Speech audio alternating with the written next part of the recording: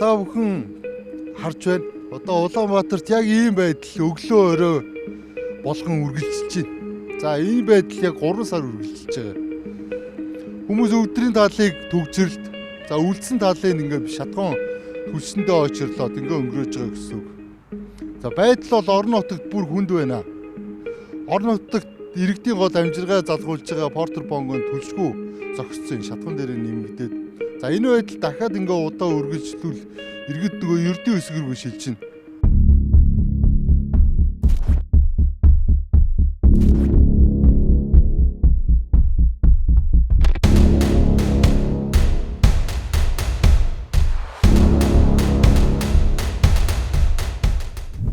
Манай улс шатхуун түлшнийхээ 95-аас 97%-ийг Оросын холбооны улсаас импортлдог. Үлдснийг нь Хятадаас авдаг. Орос-Украины дайны үеэр Оросын 10-аад нефт боловсруулах үйлдвэр логистикийн 4 төмөр зам халдахад өртөд өдийд бол засцсан. Шатхууны хомслыг 3 жилийн өмнө болсон явдалтай өнөг гэр нь холбож тайлбарлаж байгаа.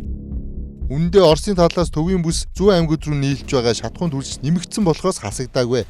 Энэ гайлийн мэдүүлгээр нотлогцоор байтал банкад үргэж байгаа жолооч нарыг шатхууны хомслын буруутнаар одоо хүртэл цолсоор байна.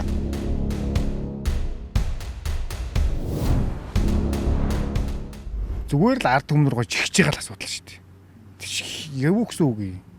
Тэр дарга цаад нар яа тий өөртөө банкнд тэгж бензин маслаа дүүргдэг юм уу хайш яа тий 20-30 мянга тэгж яваад байсан юм болов. Одоо ингээ бүр 50,000-аар авлаа гэхэд өсрөөд нэг 2 хоног л явж байсан. Бүх машин дүүргэлт ердөөсөө дүүргдэг машин байхгүй шүү дээ. Бүгд л дүүргэлт. Өө чи орооноос ахуулаад баг 8 9 өнгөрөөгөө л аваад ялла шүү дээ. Тэгэл арай л очир гайгүй болов энэ чи хэрэгэл байж шүү дээ. Тэгэл. Одоо цагид болж байна. Цаг 12 өнгөрч шүү дээ.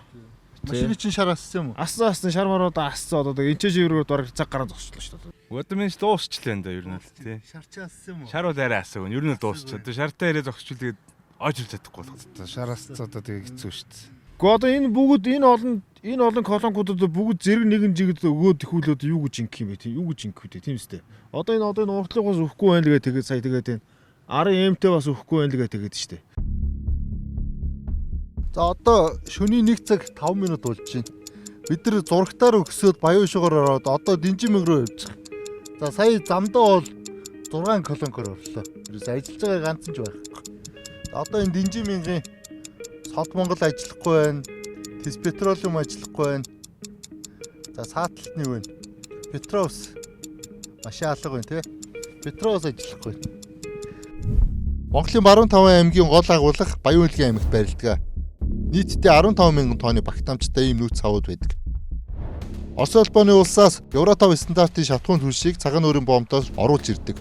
Ингээд Баян Хөлгийн аймгаас бусад аймагуд руу хуваарлж түгээдэг. Оросын холбооны улс тус бомбдоор 8 дугаар сараас хойш шатхуун түлш нийлүүлэхээ болсныг 4 сарын дараа буюу энэ 12 дугаар сард нийлүүлж эхэлснийг хэлээгүй. Харин баруун аймагуудад шатхуун түлш ховорцсныг өнгөрсөн наадмаар Увс аймгийн 100 жилийн ойг зорж утсан иргэд рүү гэж гисэн. За бид нар нийслэлийн 32-ын тойргийн газ ойл дээр ирдэг. За энэ цаанаас 7 буудлаас ирсэн цуу бол маш их хөлөө. Энэ хавьд бүр цаашаа бол 32-ын тойргоос наашаага юу болох байхгүй. Колонк ажиллаж байгаа колонк болох гэсэн. За одоо тэндээс 100 айлаас бол наашаага за ойролцоогоор нэг 50 орчим машин байна.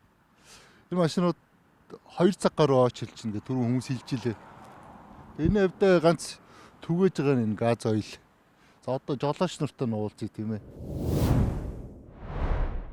Хэдэн цаг очирлж байна? 2 цаг. Шарч аснаа. Би асаагүй л энэ. Сая нэг асцсан байсан охиныг урсгаа өөрийнхөө хооронд оруулаад явуулчихлаа.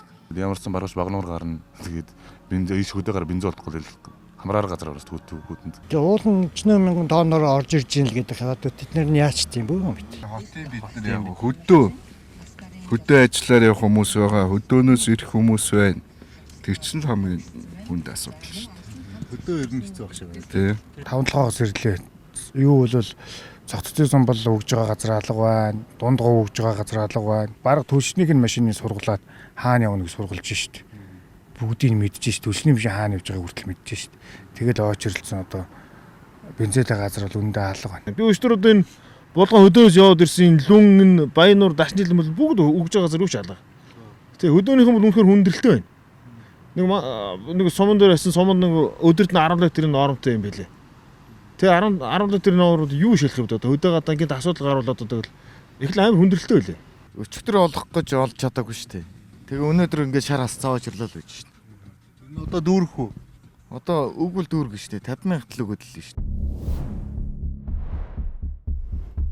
Улсын хэмжээнд 1800, Улаанбаатарт 280 шатхуун түгээх станц байдаг. Шатхуун импортлогч түгээгч компаниуд өнгөрсөн 3 сар маш цөөхнийг нь ажилууллаа. Цар тахад ковидын жилүүдэд засгийн газраас гол нэрийн бараа бүтээгдэхүүний үнийг тогтворжуулах тухай хуулийг улсын хурлаар батлуулж шатхуун импортлогчдыг санхүүжүүлсэн юм. Сая импорт хэвэн байхад жижиглэнгийн нүгэл хийхгүй байсан импортлогчдыг дахин өгшүүлж 1,80-60 тэрбум төгрөгийн санхүүжилт гаргахаар боллоо. Энэ мөнгөний талаар нь шатхуун импортлогчдын эргэлтийн өрөнгийг бэлдэж байгаа. Үлдсэн талыг нь тэднийг шатхуун саваа барихад зарцуулах юм а. Тэгэхээр саяхан хомсдод бол шатхуун импортлогчдын шантаж байсан уу гэдэг хардлага төрөд байгаа юм. Уг нь шалгаад үгсэн тохирч зохиомл хомсдол үүсгэж хэрэглэгчдийг хохироосон бол олон тэрбумын торгуул тавьдаг байсан юм а.